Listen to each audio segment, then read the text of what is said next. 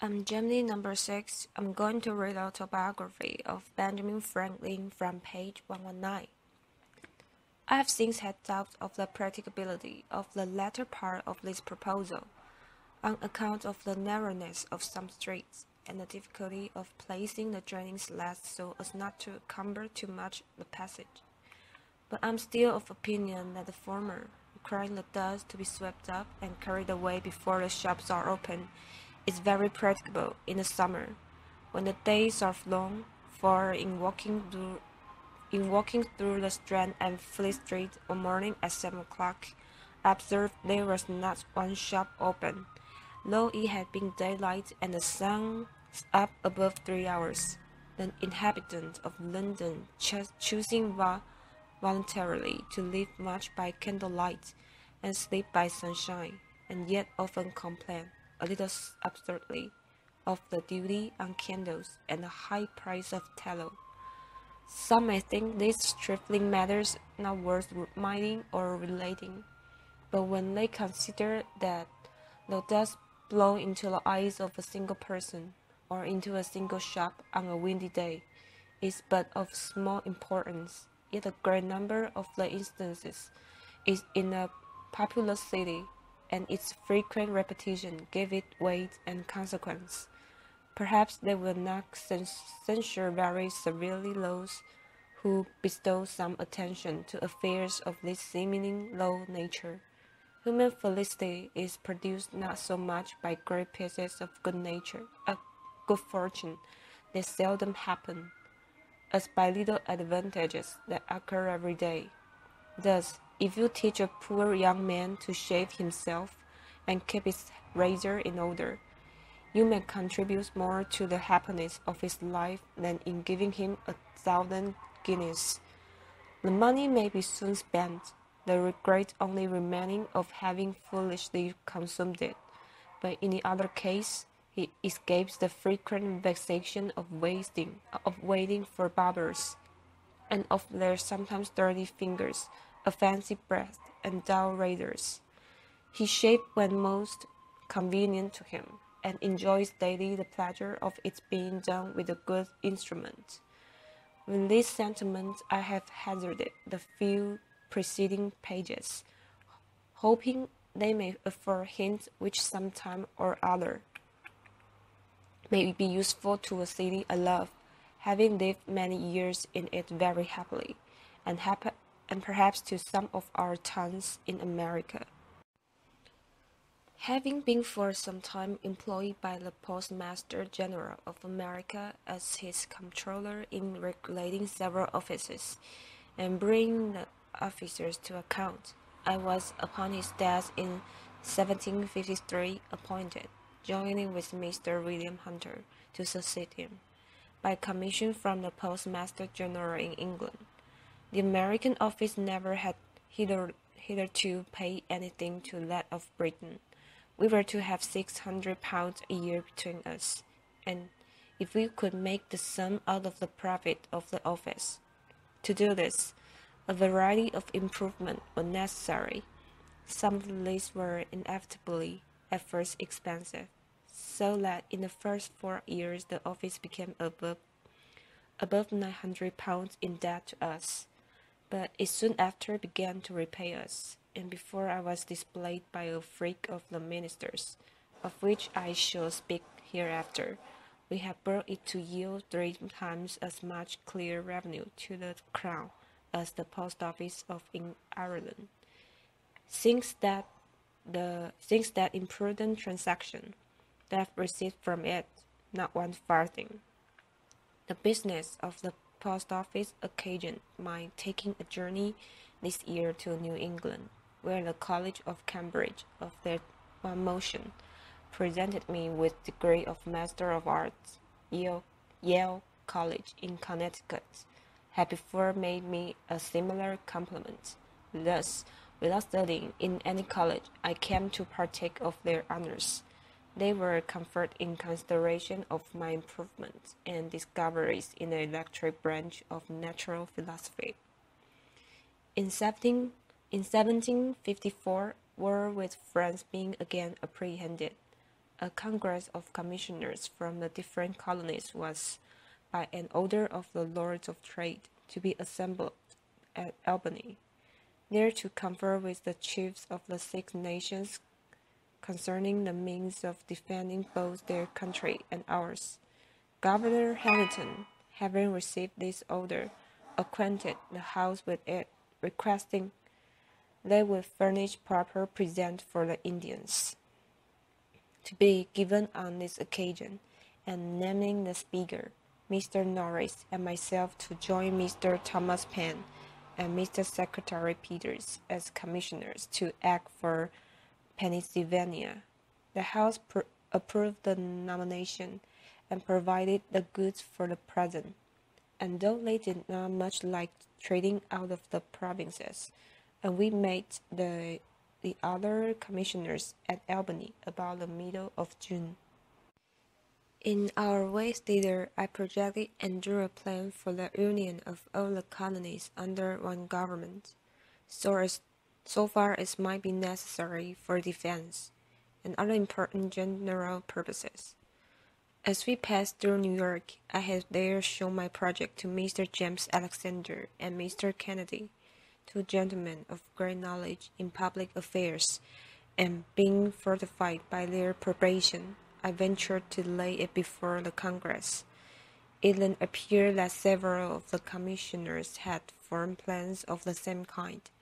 A previous question was first taken, whether a union should be established, which passed in the affirmative unanimously. A committee was then appointed, one member from each colony, to consider the several plans and reports. Mine happened to be preferred, and with a few amendments was accordingly reported. By this plan, the general government was to be administered by a President General, appointed and supported by the Crown, and the Grand Council was to be chosen by the representatives of the people of several colonies, met in their respective assemblies. The debate upon it in Congress went on daily, hand in hand with Indian business. Many objections and difficulties were started, but at length they were all overcome, and the plan was unanimously agreed to, and copies ordered to be transmitted to the Board of Trade and to the assemblies of the several provinces. Its fate was singular. The assemblies did not adopt it, as they all thought they were too much prerogative in it, and in England it was judged to have too much of the democratic.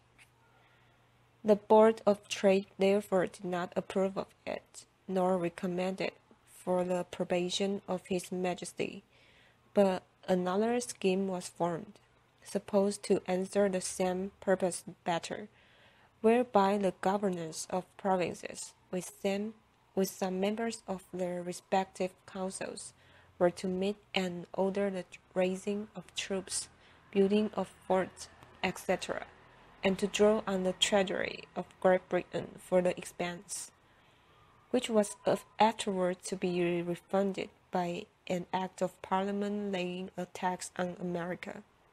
My plan, with reasons in support of it, is to be found among my political papers that are printed. Being the winter following in Boston, I have much conversation with Governor Shirley upon both the plans. Part of what passed between us on the occasion may also be seen among those papers. The different and contrary reasons of dislike to my plan makes me suspect that it was really the true medium, and I am still of opinion it would have been happy for both sides the water if it had been adopted. The colonies, so united, would have been sufficiently strong to have defended themselves. There would then have been no need of troops from England, of course. The subsequent pretense for taxing America, and the bloody contest it occasioned, would have been avoided. But such mistakes are not new. History is full of the errors of states and princes. Look around. the habitable world, how few know their own good or know it, pursue. Those who govern, having much business on their hands, do not generally like to take the trouble of considering and carrying into execution new projects. The best public measures are therefore seldom adopted from previous wisdom, but forced by the occasion. The governor of Pennsylvania, in sending it down to the Assembly, expressed his approbation of the plan, as appearing to him to be drawn up with great clearness and strength of judgment, and therefore recommended it was well worthy of their closet and most serious attention. The House, however, by the management of a certain member, took it up, and when I happened to be absent, which I thought not very fair, and reprobated it without paying any attention to it at all, to my no small mortification. In my journey to Boston this year, I met at New York with our new governor, Mr. Morris, just arrived there from England, with whom I had been before intimately acquainted. He brought a commission to supersede Mr. Hamilton, who, tired with the disputes his proprietary instructions subjected him to, had resigned. Mr. Morris asked me if I thought he must expect as comfortable an administration. I said, "No, you may, on the contrary, have a very comfortable one, if you will only take care not to enter into any dispute with the Assembly." "My dear friend," says he, pleasantly, "how can you advise my avoiding disputes? You know I love disputing. It is one of my greatest pleasures. However, to show the regard I have for your counsel, I promise you I will, if possible, avoid them." He has some reason for loving to dispute, being eloquent and acute sophister, and therefore generally successful in argumentative conversation. He had been brought up to it from a boy, his father, as I have heard, accustoming his children to dispute with one another for his diversion, while sitting at table after dinner. But I think the practice was not wise, for in the course of my observation, this disputing, contradicting, and confuting people are generally unfortunate in their affairs. They get victory sometimes, but they never get goodwill, which would be of more use to them. We parted, he going to Philadelphia, and I to Boston. In returning, I met at New York with the vote of the Assembly, by which it appeared that, notwithstanding his promise to me, he and the House were already in high contention, and it was a continual battle between them as long as he retained the government. I had my share of it, for as soon as I got back to my seat in the Assembly, I was put on every committee for answering his speeches and messages, and by the committee's always desire to make the draft. Our answers, as well as his messages, were often tart, and sometimes indecently abusive, and as he knew I wrote for the Assembly, one might have imagined that, when we met, we could hardly avoid cutting throats. But he was so good-natured a man that no personal difference between him and me was occasioned by the contest, and we often dined together. One afternoon, in the height of this public quarrel, we met in the street. "Franklin," says he, "you must go home with me and spend the evening. I'm to have some company that you will like." And taking me by the arm, he led me to his house. In gay conversation over our wine, after supper, he told us drunkenly that he much admired the idea of Sancho Panza, who, when he was supposed to give him a government, requested might be a government of blacks, as then, if he could not agree with his people, he might sell them. One of his friends, who sat next to me, says Franklin, why do you continue to side with these damned Quakers? Had not you better sell them? The proprietor would give you a good price. The governor, says I, had not yet blacked them enough. He indeed had labored hard to blacken the assembly in all his messages, but that wiped off his coloring as fast as he laid it on, and placed it, in return, stick upon his own face, so that finding he was likely to be negrified himself, he, as well as Mr. Hamilton, grew tired of the conversation, of the contest, and quitted the government. These public quarrels were all abundant owing to the proprietaries, our hereditary governors, who, when any expense was to be incurred for the defense of their province, with incredible means instructed their deputies to pass no act for levying the necessary taxes, unless their vast estates were in the same act expressly excused, and they had even taken bonds of these dispute deputies to observe much instructions.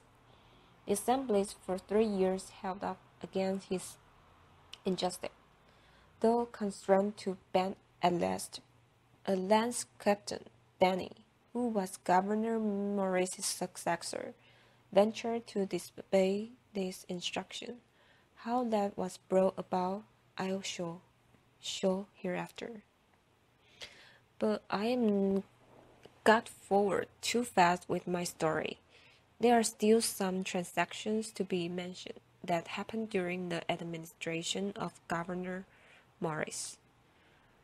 War being in a manner commenced with France, the government of Massachusetts Bay projected an attack upon Crown Point, and sent Mr. Quincy to Pennsylvania, and Mr.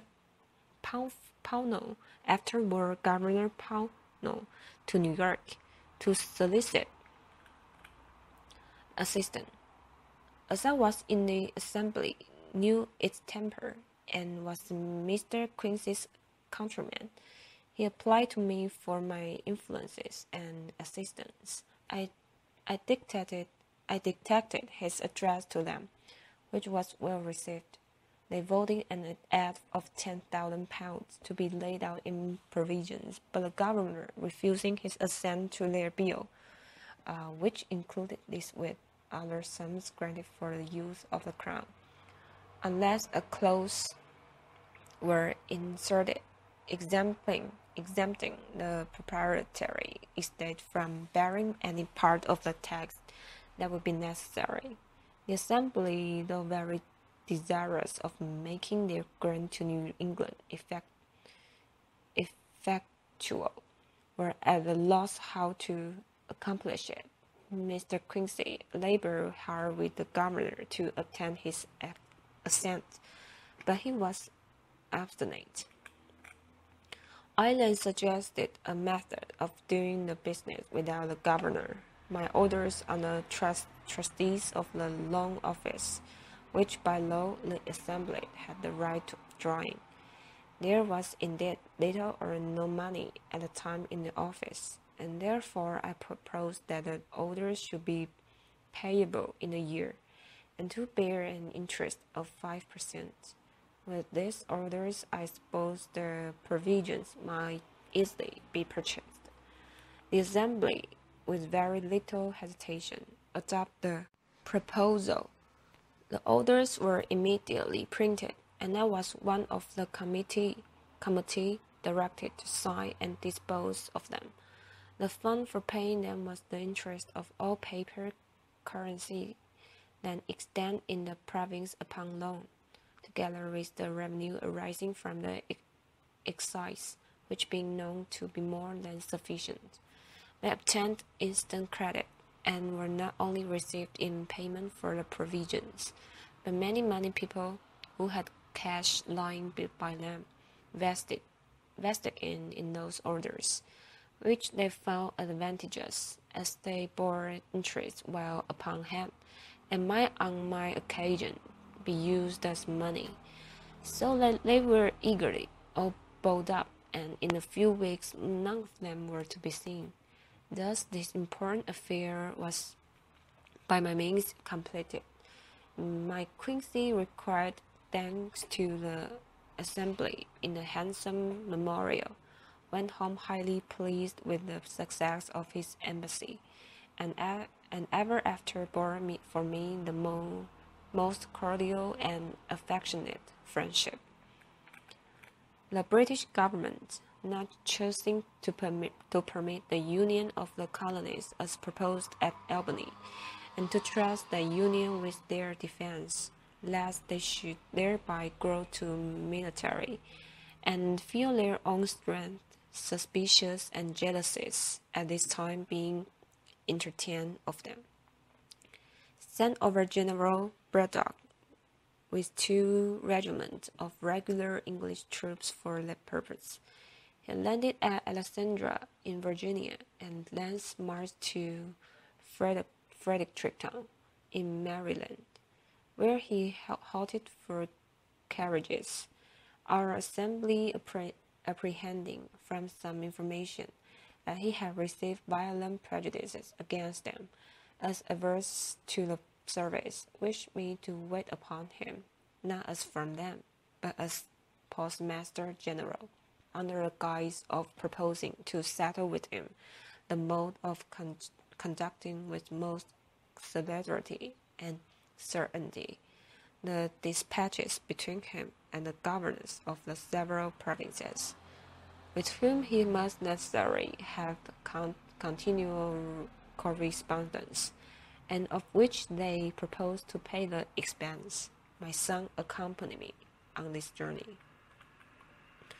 We found the general at Fredericktown, waiting impatiently for the return of those he had sent through the back parts of Maryland and Virginia to collect wagons. I stayed with him several days, dined with him daily, and had full opportunity of removing all his prejudices. By the information of what the assembly had before his arrival actually done, and were still willing to do, to felicitate his operations. When I was about to depart, the returns of wagons to be obtained were brought in, by which it appeared that they amounted only to 25, and not all of those were in serviceable condition. The general and all the officers were surprised, declared the expedition was then at an end, being impossible, and exclaimed against the ministers for ignorantly landing them in the country, destitute of the means of conveying their stores, baggage, etc., not less than 150 wagons being necessary. I happened to say I thought it was a pity they had not been landed rather in Pennsylvania, and as in that country almost every farmer had his wagon, the general eagerly laid hold of my works and said, "Then you, sir, who are a man of interest there, can probably procure them for us, and I beg you will undertake it." I asked what terms were to be offered the owners of the wagons, and I was desired to put on paper the terms that appeared to me necessary. This I did, and they were agreed to, and the commission and instructions accordingly prepared immediately. What those terms will appear in the advertisement I published as soon as I arrived at Lancaster, which being from the great and sudden effect, it produced a piece of some curiosity. I shall insert it at length as follows. Advertisement, Lancaster, April 26, 1755. Whereas 150 wagons, with 4 horses to each wagon, and 1,500 saddle or pack horses, are wanted for the service of His Majesty's forces now about to rendezvous at Wills Creek, and His Excellency General Braddock, having been pleased to empower me to contract for the hire of the same, I hereby give notice that I shall attend for that purpose at Lancaster from this day to next Wednesday evening, and at York from next Thursday morning till Friday evening, where I shall be ready to agree for wagons and teams, or single horses, on the following terms, viz. First, that there shall be pay for each wagon, with 4 good horses and a driver, 15 shillings per diem, and for each able horse with the pack saddle, or other saddle and furniture, 2 shillings per diem, and for each able horse without a saddle, 18 pence per diem. Second, that the pay commence from the time of their joining the forces at Wills Creek, which must be on or before the 20th of May ensuing, and that a reasonable allowance would be paid over and above for the time necessary for their traveling to Wills Creek and home again after their discharge. Third, each wagon and team and every saddle or pack horse is to be valued by indifferent persons, chosen between me and the owner, and in case of the loss of any wagon, team, or other horse in their service, the price according to such valuation is to be allowed and paid. Fourth, 7 days' pay is to be advanced and paid in hand by me to the owner of each wagon and team, or horse at the time of contracting, if required, and the remainder to be paid by General Braddock, or by the paymaster of the army, at the time of their discharge, or from time to time as it shall be demanded. Fifth, no drivers of wagons or persons taking care of the hired horses are on any account to be called upon to do the duty of soldiers, or be otherwise employed than in conducting or taking care of their carriages or horses. Sixth, all oats, Indian corn, or other forage that wagons or horses bring to the camp, more than is necessary for the subsistence of the horses, is to be taken for the use of the army, and a reasonable price paid for the same. Note, my son, William Franklin, is empowered to enter into like contract with any person in Cumberland country. Benjamin Franklin. To the inhabitants of the counties of Lancaster, York, and Cumberland, friends and countrymen.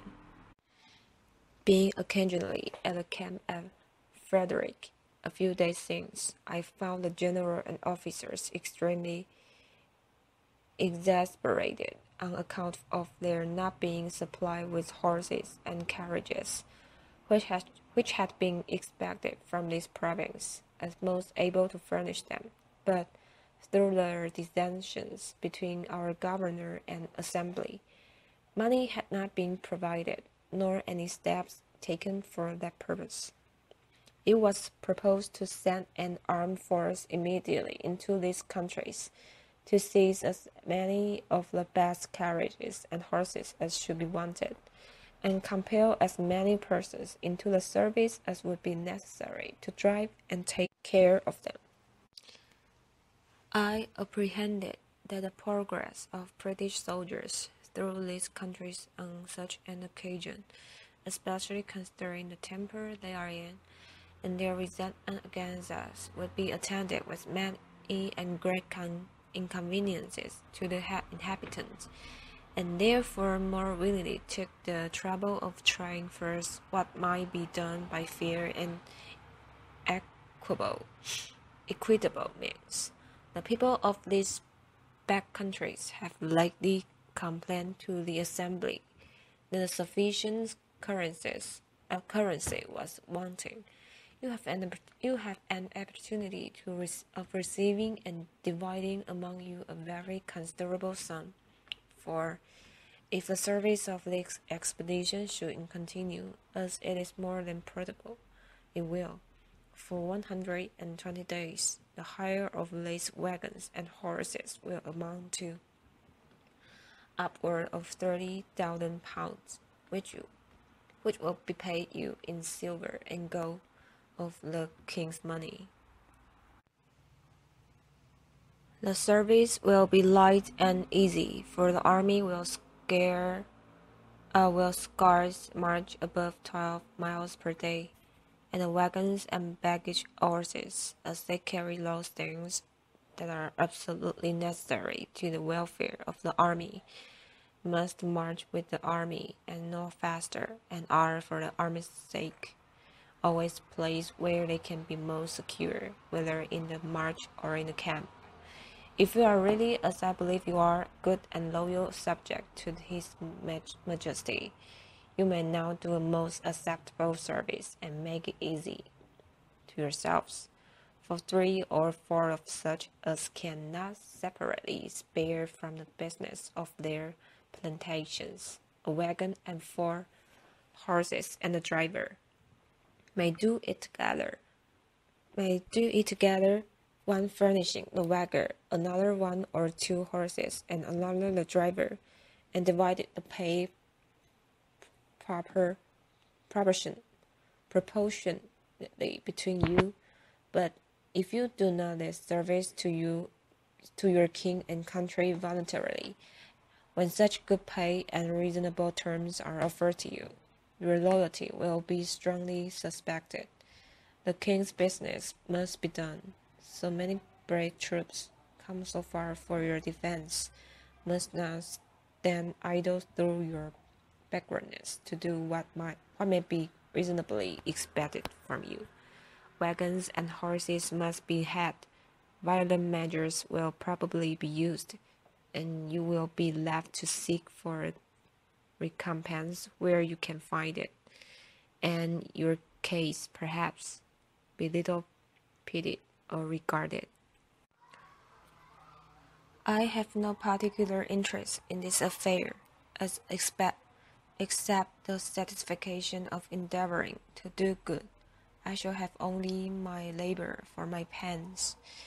If this method of obtaining the wagons and horses is not likely to succeed, I'm obliged to send word to the general in 14 days, and I suppose Sir John St. Clair, the hussar, with a body of soldiers, will immediately enter the province for the purpose, which I shall be sorry to hear, because I am very sincerely and truly your friend and well-wisher, Benjamin Franklin. I received of the general about 800 pounds to be disbursed in advance money to the wagon owners, etc. But the sum being insufficient, I advanced upward of 200 pounds more, and in 2 weeks the 150 wagons, with 259 carrying horses, were on their march for the camp. The advertisement promised payment according to the valuation, in case any wagon or horse should be lost. The owners, however, alleging they did not know General Braddock, or what dependence might be had on his promise, insist on my bond for the performance, which I accordingly gave them. While I was at the camp, supping one evening with the officers of Colonel Dunbar's regiment, he represented to me his concern for the subalterns, who, he said, were generally not in affluence, and could ill afford, in this dear country, to lay in the stores that might be necessary in so long a march through a wilderness, where nothing was to be purchased. I commiserated their case and resolved to endeavor procuring them some relief. I say nothing, however, to him of my intention, but wrote the next morning to the committee of the Assembly, who had the disposition of some public money, warmly recommended the case of these officers to their consideration, and proposing that a present should be sent them of necessaries and refreshments. My son, who had some experience of a camp life and of its wants, drew a list for me, which I enclosed in my letter. The committee approved and used much diligence that, conducted by my son, the stores arrived at the camp as soon as the wagons. They consist of 20 parcels. These 20 parcels, well packed, were placed on as many horses, each parcel with the horse being intended as a present for one officer. They were very thankfully received, and the kindness acknowledged by letters to me from the colonels of both regiments in the most grateful terms. The general, too, was highly satisfied with my conduct in procuring him the wagons, etc., and readily paid my account of disbursement, thanking me repeatedly and requesting my farther assistance in sending provisions after him. I undertook this also, and was busily employed in it till we heard of his defeat, advancing for the service of my own money upwards of £1,000 sterling, of which I sent him an account. It came to his hands, luckily for me, a few days before the battle, and he returned me immediately an order on the paymaster for the round sum of £1,000, leaving the remainder to the next account. I consider this payment as good luck, having never been able to obtain the remainder, of which more hereafter. This general was, I think, a brave man, and might probably have made a figure as a good officer in some European war, but he had too much self-confidence, too high an opinion of the validity of regular troops, and too mean a one of both Americans and Indians.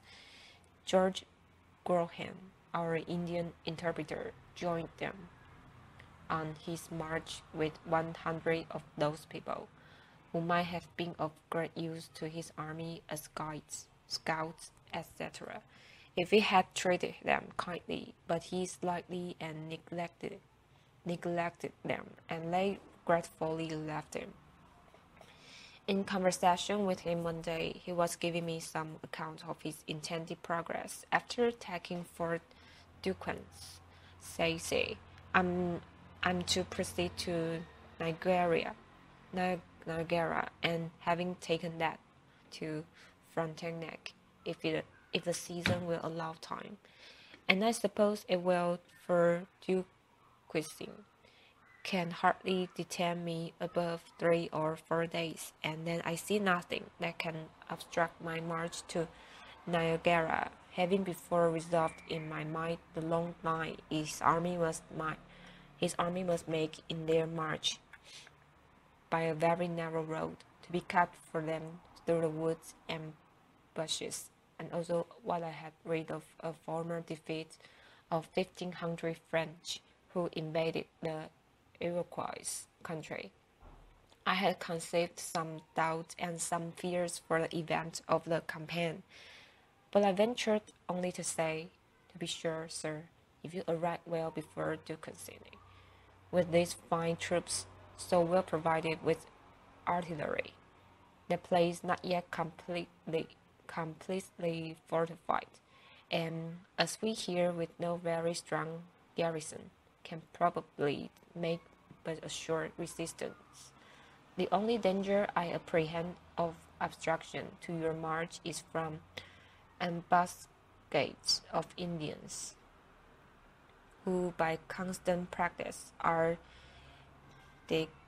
The exterior was inlaying and excluding them, and the slender line, near 4 miles long, which your army must take, may expose it to be attacked by spies in its flanks, and to be cut like a thread into several pieces, which from their distance cannot come up in time to support each other.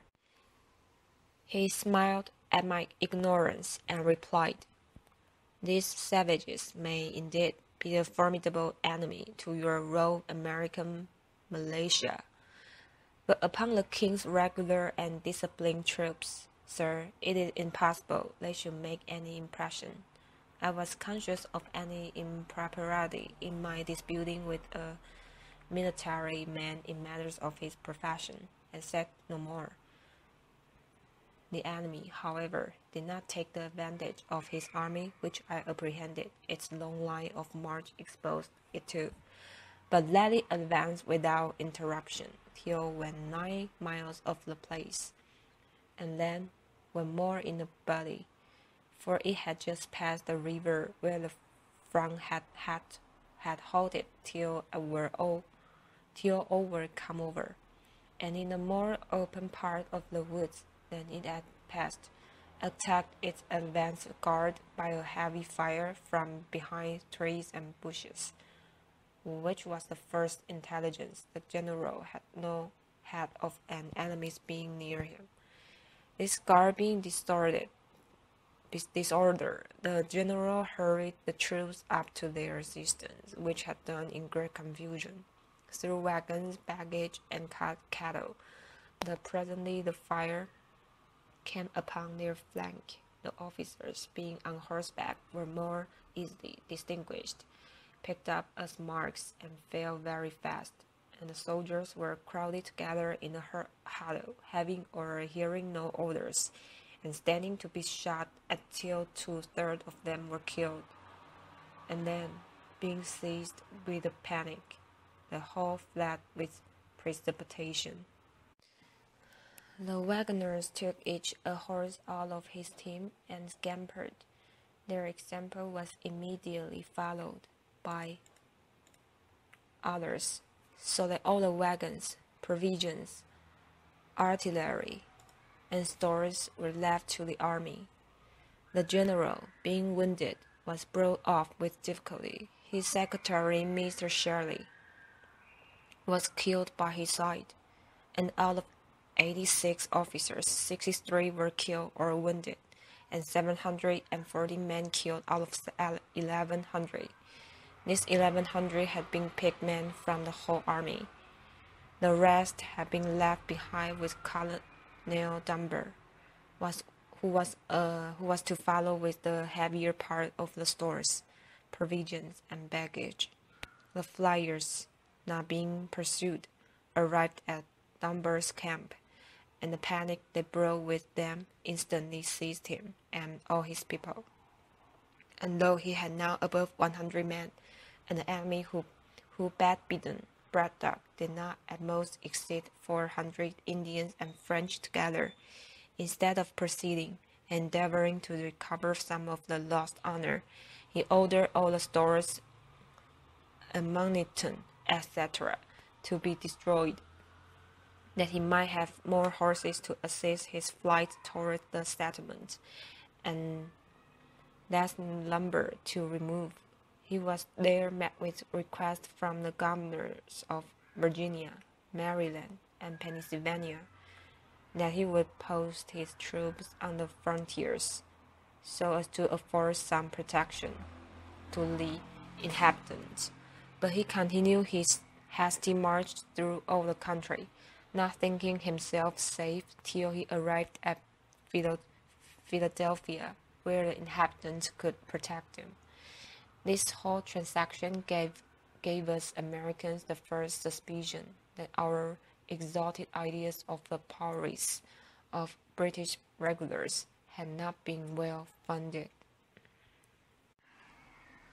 In their first march from their landing till they got beyond the settlement, they had plundered and stripped the inhabitants, totally ruining ruining some poor families besides insulting, abusing, and confining the people if they remonstrated. This was enough to put us out of credit conceits of such defenders, if we had really wanted any.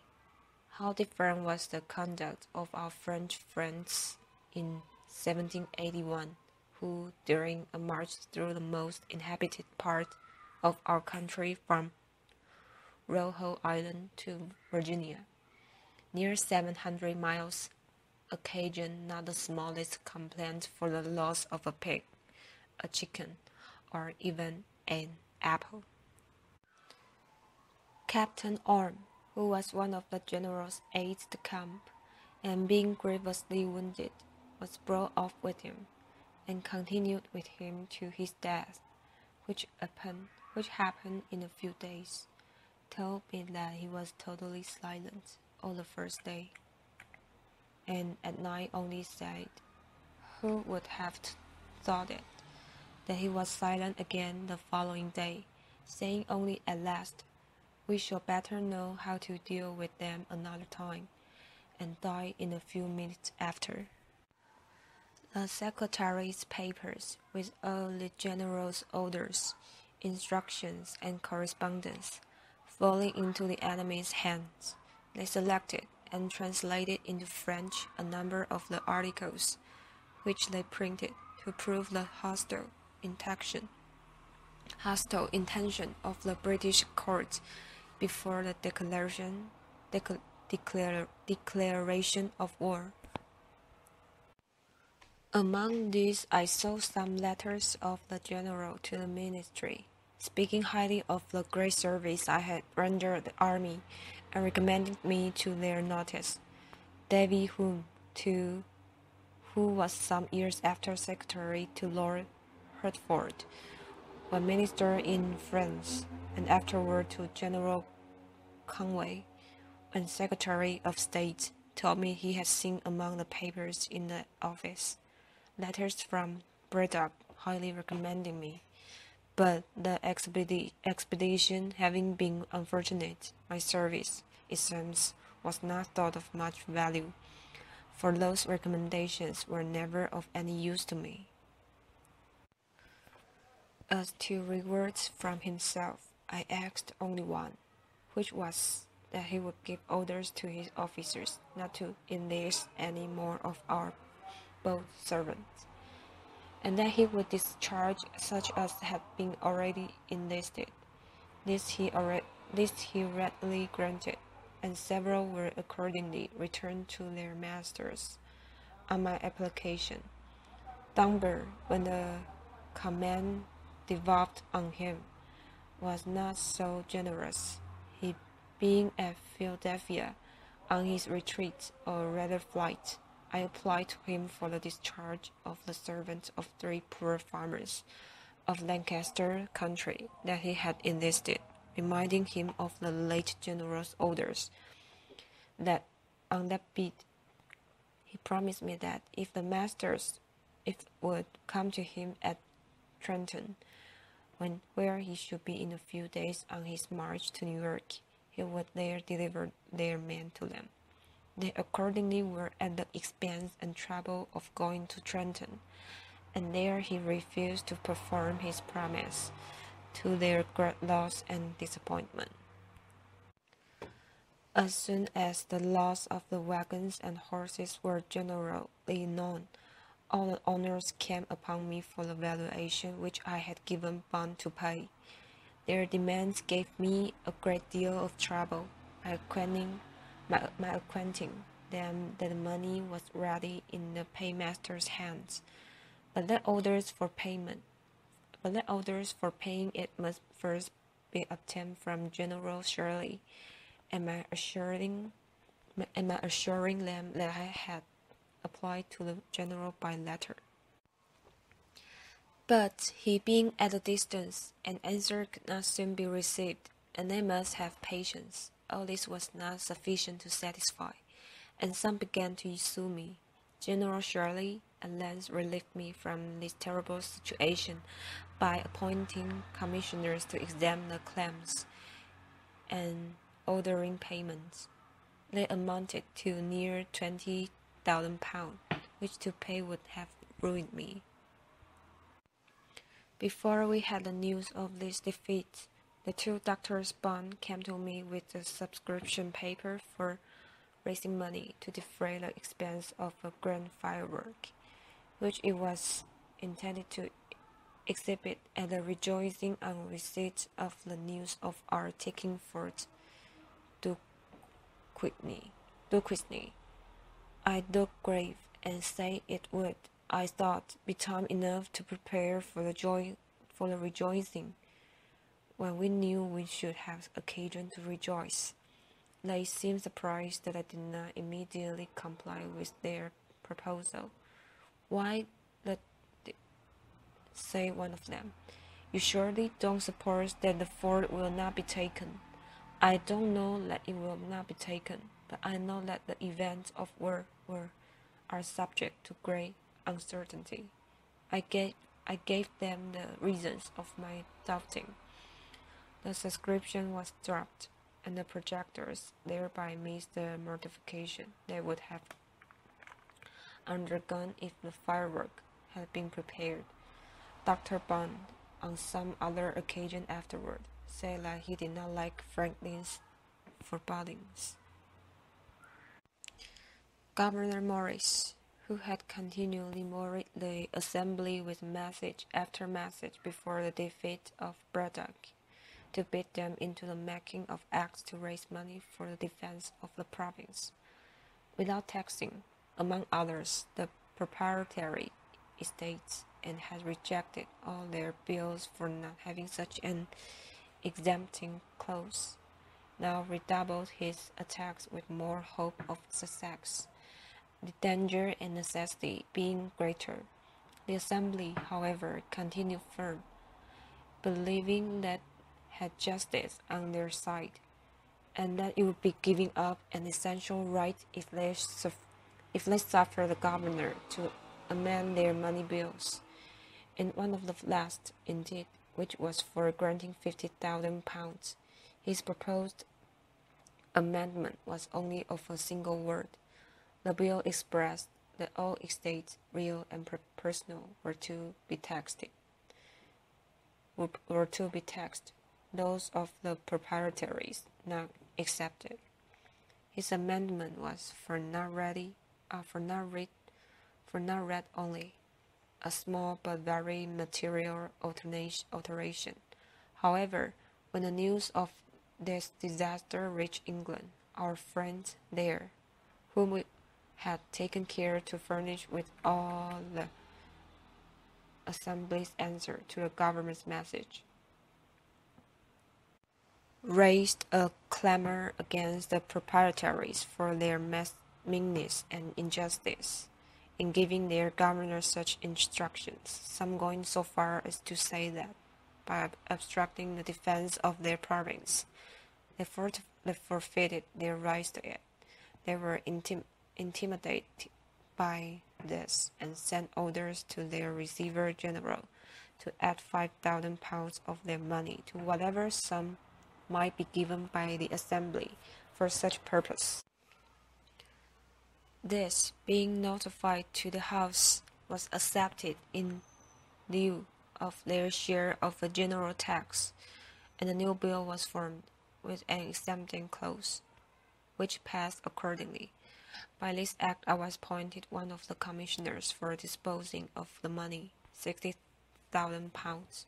I had been active in modelling the bill and procuring its passage, and had at the same time drawn a bill for establishing and discipline of the voluntary militia, which I carried through the House without much difficulty, as care was taken in it to leave the Quakers at their liberty, to promote the association necessary to form the militia. I wrote a dialogue, stating and answering all the objections I could think of to such a militia, which was printed and had, as I thought, great effect. While the several companies in the city and country were forming and learning their exercise. The governor prevailed with me to take charge of our northwestern frontier, which was infested by the enemy, and provide for the defense of the inhabitants by raising troops and building a line of forts. I undertook this military business, though I did not conceive myself well qualified for it. He gave me a commission with full powers and a parcel of blank commission for officers to be given to whom I thought fit. I had but little difficulty in raising men, having soon 560 under my command. My son, who had in the preceding war been an officer in the army raised against Canada, was my aide-de-camp and of great use to me. The Indians had burned Gnadenhut, a village settled by the Moravians, and massacred the inhabitants, but the place was thought a good situation for one of the forts. In order to march thither, I assembled the companies at Bethlehem, the chief establishment of those people. I was surprised to find it in so good a posture of defense. The destruction of Gnadenhut had made them apprehend danger. The principal buildings were defended by a stockade. They had purchased a quantity of arms and ammunition from New York, and had even placed quantities of small paving stones between the windows of their high stone houses, for their women to throw down upon the heads of any Indians that should attempt to force into them.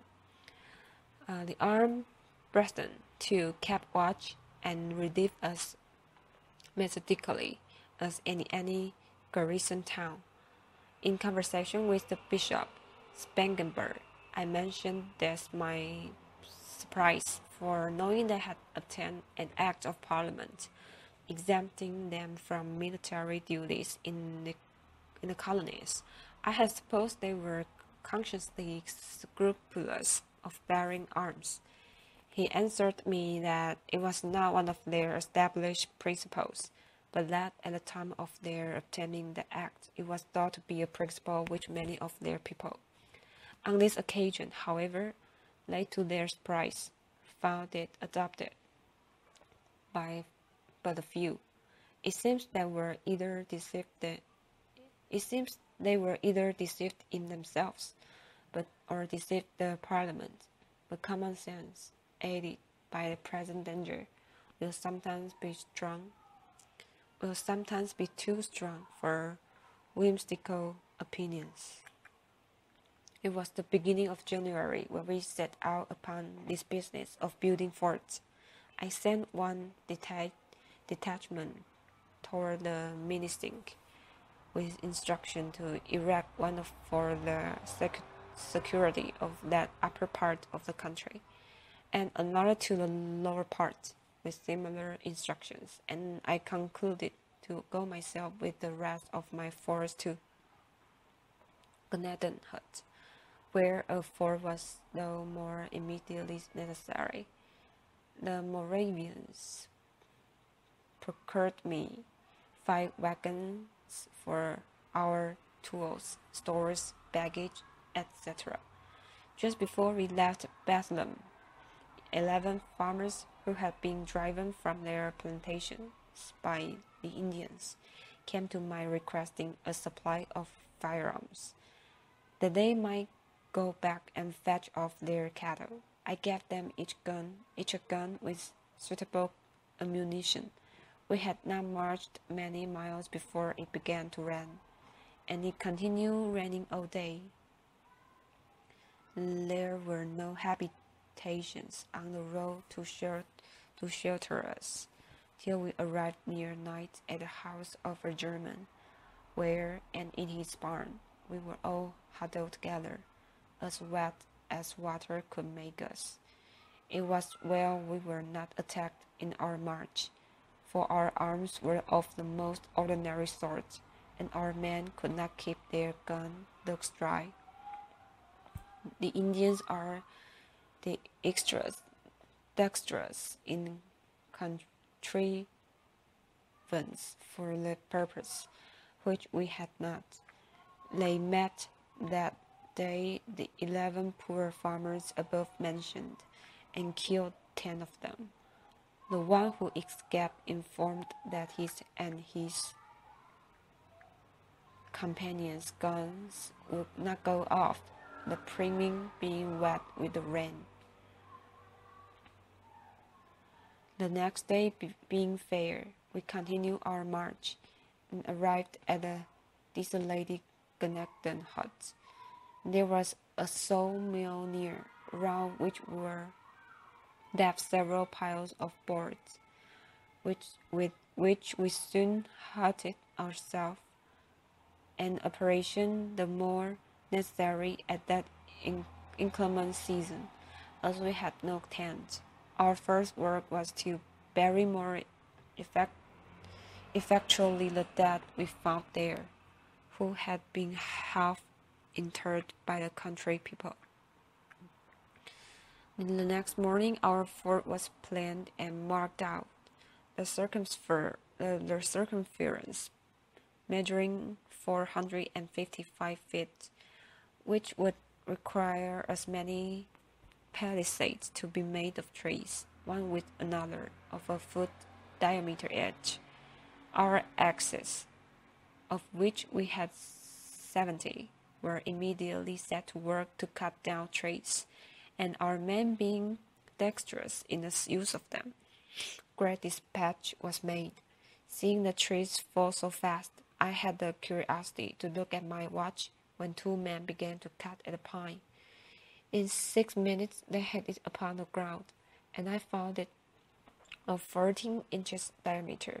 Each pine made 3 palisades of 18 feet long, pointed at one end. With this we were preparing, our other men dug a trench around of 3 feet deep, in which the palisades were planted, and our wagons, the bodies being taken off, and the fore and the hind wheels separated by taking out the pin which united the 2 parts of the porch. We had 10 carriages, with 2 horses each, to bring the palisade from the woods to the spot. When they were set up, our carpenters built a stage of boards all around within, about 6 feet high, for the men to stand on when to fire through the loopholes. We had 1 swivel gun, which we mounted one of the angles and fired it as soon as fixed, to let the Indians know, if any were within hearing, that we had such pieces, and thus our fort, if such a magnificent name may be given to so miserable a stockade, was finished in a week, though it rained so hard every other day that the men would not work. This gave me occasion to observe that when men are employed, they are best contented, for on the days they worked they were good-natured and cheerful, and with the consciousness of having done a good day's work, they spent the evening joyfully. But on our idle days they were mutinous and quarrelsome, finding fault with their pork, the bread, etc., and in continual ill humor, which put me in mind of a sea captain, whose rule it was to keep his men constantly at work, and when his mate once taught him that they had done everything, and there was nothing further to employ them about, "Oh," says he, "make them score the anchor." This kind of fort, however contemptible, is a sufficient defense against Indians, who have no cannon, finding ourselves now posted securely. and having a place to retreat to on occasion. We ventured out in parties to scour the adjacent country. We met with no Indians, but we found the places on the neighboring hills where they had land to watch our proceedings. There was an art in their contrivance of those places that seems worth mention. It being winter, a fire was necessary for them, but a common fire on the surface of the ground would by its light have discovered their position at a distance. They had therefore dug holes in the ground about 3 feet diameter, somewhat deeper. We saw where they had with their hatchets cut off the charcoal from the sides of burnt logs lying in the woods. With these coals, they had made small fires in the bottom of the holes, and we observed among the weeds and grass the prints of their bodies, made by their laying all around, with their legs hanging down in the holes to keep their feet warm, which, with them, is an essential point. This kind of fire, so managed, could not discover them, either by its light flame, sparks, or even smoke. It appeared that their number was not great, and it seems they saw we were too many to be attacked by them with prospect of advantage. We had for our chaplain a zealous Presbyterian minister, Mr. Beatty, who complained to me that the men did not generally attend his prayers and exhortations. When they enlisted, they were promised, besides pay and provisions, a gill of rum a day, which was punctually served out of them, half in the morning and the other half in the evening. And I observed they were as punctual in attending to receive it, upon which I say to Mr. Beatty, it is perhaps below the dignity of your profession to act as a steward of the rum, but if you were to deal it out and only just after prayers, you'd have them all about you. He liked the thought, undertook the office, and with the help of a few hands to measure out the liquor, executed it to satisfaction, and never were prayers more generally and more punctually attended. So that I thought this method preferable to the punishment inflicted by some military laws for non-attendance on divine service. I had hardly finished this business and got my fort well stored with provisions, when I received a letter from the governor acquainting me that he had called the assembly, and wished my attendance there, if the posture of affairs on the frontiers was such that my remaining there was no longer necessary. My friends, too, of the assembly, pressing me by their letters to be, if possible, at the meeting, and my 3 intended forts being now completed, and the inhabitants contented to remain on their farms under the protection, I resolved to return, the more willingly as a New England officer, Colonel Clapham, experienced in Indian war, being on a visit to our establishment, consented to accept the command. I gave him a commission, and parading the garrison, had it read before them, and introduced to them as an officer who, from his skill in military affairs, was much more fit to command them than myself, and giving them a little exhortation, took my leave. I was escorted as far as Bethlehem, where I rested a few days to recover from the fatigue I had undergone. The first night, being in a good bed, I could hardly sleep. It was so different from my hard lodging on the floor of our hut at Gnagton, wrapped only in a blanket or two. While at Bethlehem, I inquired a little into the practice of the Moravians. Some of them had accompanied me, and all were very kind to me. I found they worked for a common stock, ate at common tables, and slept in common dormitories, great numbers together. In the dormitories, I observed loopholes at certain distance, all along just under the ceiling, which I thought judiciously placed for change of air.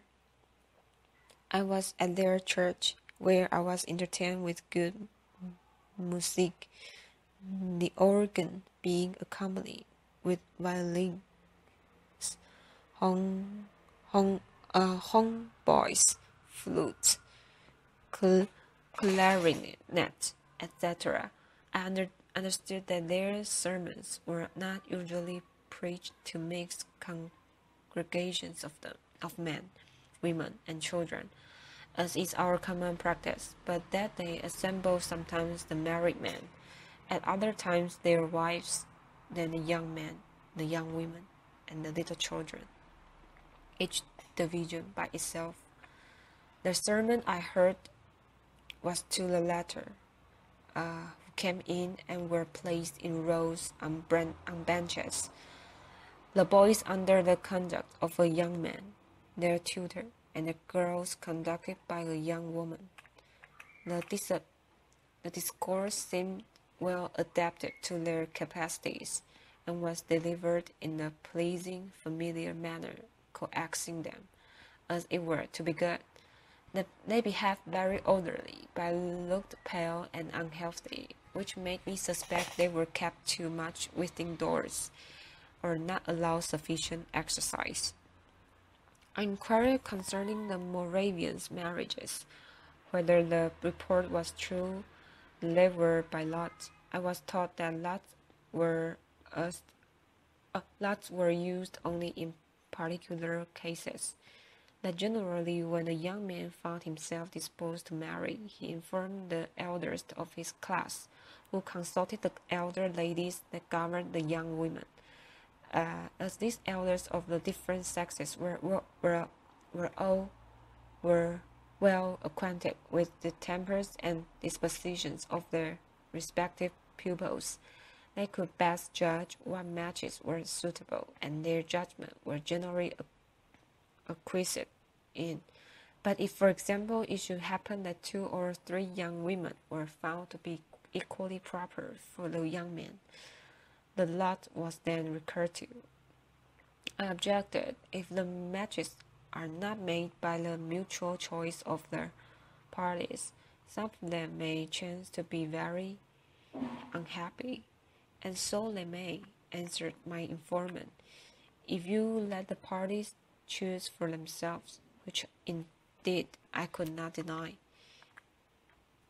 Being returned to Philadelphia, I found that such action went on swimmingly, the inhabitants that were not Quakers having pretty generally come into it, formed themselves into companies, and chose their captains, lieutenants, and ensign, according to the new law. Dr. B visited me, and gave me an account of the pains he had taken to spread a general good liking to the law, and ascribed much to those endeavors. I had the vanity to ascribe all to my dialogue, however, not knowing but that he might be in the right. I let him join his opinion, which I take to be generally the best way in such cases. The officers' meeting chose me to be colonel of the regiment, which I this time accepted. I forget how many companies we had, but we paraded about 1,200 well-looking men, with a company of artillery, who had been furnished with 6 brass field pieces, which they had become so expert in the use of us to fire 12 times in a minute. The first time I reviewed my regiment, they accompanied me to my house and would salute me with some rounds fired before my door, which shook down and broke several glasses of my electrical apparatus. And my new honor proved not much less brittle, for all our commissions were soon after broken by a repeal of the law in England. During this short time of my colonelship, being about to set out on a journey to Virginia, the officers of my regiment took it into their heads and that it would be proper for them to escort me out of town as far as the lower ferry. Just as I was getting on horseback, they came to my door, between 30 and 40, mounted, and all in their uniforms. I had not been previously acquainted with the project, or I should have prevented it, being naturally averse to the assuming of state on any occasion, and I was a good deal charging at their appearance, as I could not avoid their accompanying me. What made it worse was, as soon as we began to move, they drew their swords and rode with them naked all the way. Somebody wrote an account of this to the proprietor, and it gave him great offense. No such honor had been paid him when in the province, nor to any of his governors, and he said it was only proper to princes of the blood royal, which may be true for aught I know, who was, and still am, ignorant of the etiquette in such cases. This silly affair, however, greatly increased his rancor against me, which was before not a little on account of my conduct in the assembly respecting the exemption of his estate from taxation, which I had always opposed very warmly, and not without severe reflections on his meanness and injustice of contending for it. He accused me to the ministry as being the great obstacle to the king's service, preventing by my influence in the house the proper form of the bills for raising money, and he instanced this parade with my officers as a proof of my having an intention to take the government of the province out of his hands by force. He also applied to Sir Everard Falconer, the Postmaster General, to deprive me of my office, but it had no other effect than to procure from Sir Everard a gentle admonition. Notwithstanding the continual wrangle between the governor and the House, in which I, as a member, had so large a share, there still subsisted a civil intercourse between that gentleman and myself, and we never had any personal difference. I have sometimes since thought that his little or no resentment against me, for the answers it was known I drew upon his messages, might be the effect of professional habit, and that, being bred a lawyer, he might consider us both as merely advocates for contending clients in a suit, he for the proprietaries and I for the assembly. He would, therefore, sometimes call in a friendly way to advise with me on difficult points, and sometimes, though not often, take my advice. We acted in concert to supply Braddock's army with provisions, and when the shocking news arrived of his defeat, the governor sent in haste for me to consult with him on measures for preventing the desertion of the back countries. I forget now the advice I gave, but I think it was that Dunbar should be written to, and prevailed with, if possible, to post his troops on the frontiers for their protection, till by reinforcement from the colonies, he might be able to proceed on the expedition, and after my return from the frontier, he would have had me undertake the conduct of such an expedition with provincial troops for the reduction of Fort Duquesne, Dunbar and his men being otherwise employed, and he proposed to commission me as general. I had not so good an opinion of my military abilities as he professed to have, and I believe his professions must have exceeded his real sentiment, but probably he might think that my popularity would facilitate the raising of the men, and my influence in assembly the grant of money to pay them, and that perhaps without taxing the proprietary estate. Finding me not so forward to engage as he expected, the project was dropped, and he soon after left the government, being superseded by Captain Denny. Before I proceed in relating the part I had in public affairs under this new governor's administration, it may not be amiss here to give some account of the rise and progress of my philosophical reputation.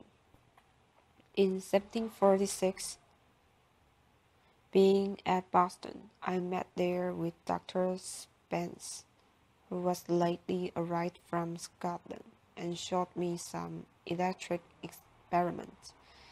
They were imperfectly performed, as he was not very expert, but being on the subject quite new to me, they equally surprised and pleased me.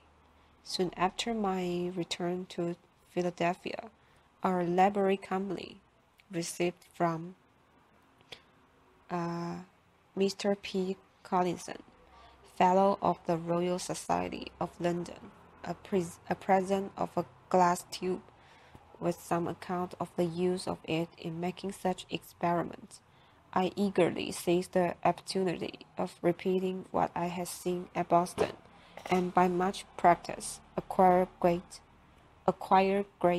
readiness in performing those also which we had an account of from England, adding a number of new ones. I say much practice, for my house was continually full for some time with people who came to see these new wonders.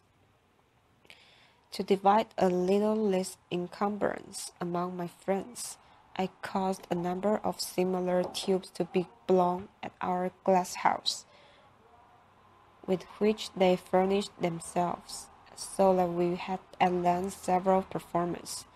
Among these, the principal was Mr.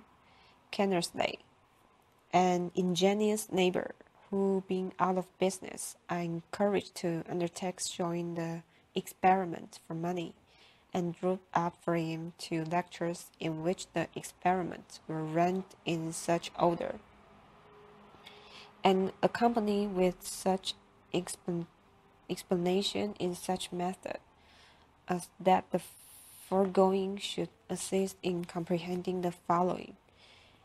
He procured an elegant apparatus for the purpose, in which all the little machines that I had roughly made for myself were nicely formed by instrument makers. His lectures were well attended, and gave great satisfaction, and after some time he went through the colonies, exhibiting them in every capital town, and picked up some money. In the West India Islands, indeed, it was with difficulty the experiment could be made from the general moisture of the air. Obliged as we were to Mr. Collinson for his present of the tube, etc., I thought it right he should be informed of our success in using it, and wrote him several letters containing accounts of our experiment. He got them read in the Royal Society, where they were not first thought were worth so much notice as to be printed in their transactions. One paper which I wrote to Mr. Kinnersley on the sameness of lightning with electricity, I sent to Dr. Michel, an acquaintance of mine and one of the members also of that society, who wrote me word that it had been read, but was left at by the connoisseurs. The papers, however, being shown to Dr. Fothergill, he thought them of too much value to be stifled, and advised the printing of them. Mr. Collinson then gave them to Cave for publication in his Gentleman's Magazine, but he chose to print them separately in a pamphlet, and Dr. Fothergill wrote the preface. Cave, it seems, judged rightly for his profit, for by the editions that arrived afterwards, they swelled to a quarto volume, which has had 5 editions and cost them nothing for copy money. It was, however, some time before those papers were much taken notice of in England, a copy of them happening to fall into the hands of the Count de Buffon, a philosopher deservedly of great reputation in France, and indeed all over Europe. He prevailed with Mr. Delibert to translate them into French, and they were printed at Paris. The publication offended the acknowledged preceptor in natural philosophy to the royal family, and an able experimenter who had formed and published a theory of electricity, which then had the general vogue. He could not at first believe that such a work came from America, and said it must have been fabricated by his enemies at Paris to decry his system. Afterwards, having been assured that there really existed such a person as Franklin at Philadelphia, which he had doubted, he wrote and published a volume of letters, chiefly addressed to me, defending his theory and denying the verity of my experiment and of the positions deducted from them. I once purposed answering the app, and actually began the answer, but on consideration that my writings contain a description of experiment which any of might repeat and verify, and if not be verified, could not be defended, or of observation offered as conjectures, and not delivered dogmatically, therefore not laying me under any obligation to defend them, and reflecting that a dispute between two persons writing in different languages might be lengthened greatly by mistranslations and thence misconceptions of one another's meaning, much of one of the app's letters being founded on an error in the translation. I concluded to let my papers shift for themselves, believing it was better to spend what time I could spare from public business in making new experiments than in disputing about those already made. I therefore never answered Mr. Nollett, and the event gave me no cause to repent my silence. For my friend Mr. Leroy of the Royal Academy of Science took up my cause and refuted it, My book was translated into Italian, German, and Latin languages, and the doctrine it contained was by degrees universally adopted by the philosophers of Europe, in preference to that of the able, so that he lived to see himself the last of his sect, except Monsieur Bay of Paris, his elite and immediate disciple. What gave my book the more certain and general celebrity was the success of one of its proposed experiments, made by Messrs. Dalibard and the Lord and Marley, for drawing lightning from the clouds. This engaged the public attention everywhere, and the Lord, who had an apparatus for experimental philosophy, and lectured in that branch of science, undertook to repeat what he called the Philadelphia experiment, and after they were performed before the king and court, all the curious of Paris flocked to see them. I will not swell this narrative with an account of that capital experiment, nor of the infinite pleasure I received in the success of a similar one I made soon after with a kite at Philadelphia, as both are to be found in the history of electricity. Dr. Bright, an English physician, when at Paris, wrote to a friend who was of the Royal Society an account of the high esteem my experiments were in among the learned abroad, and of their wonder that my writing had been so little noticed in England. The Society, on this, resumed the consideration of the letters that had been read to them, and the celebrity Dr. Watson drew up a summary account of them, and of all I had afterwards sent to England on the subject, which be accompanied with some praise of the writer.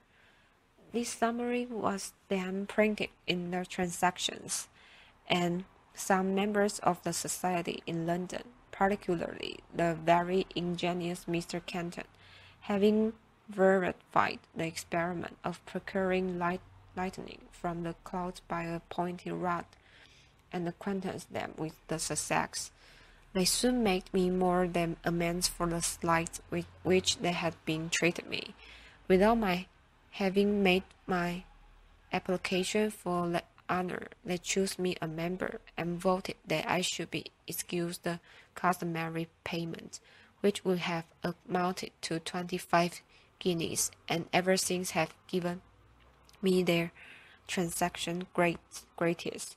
They also presented me with the gold medal of Sir Godfrey Copley for the year 1753, the delivery of which was accompanied by a very handsome speech of the President, Lord Macclesfield, wherein I was highly honored.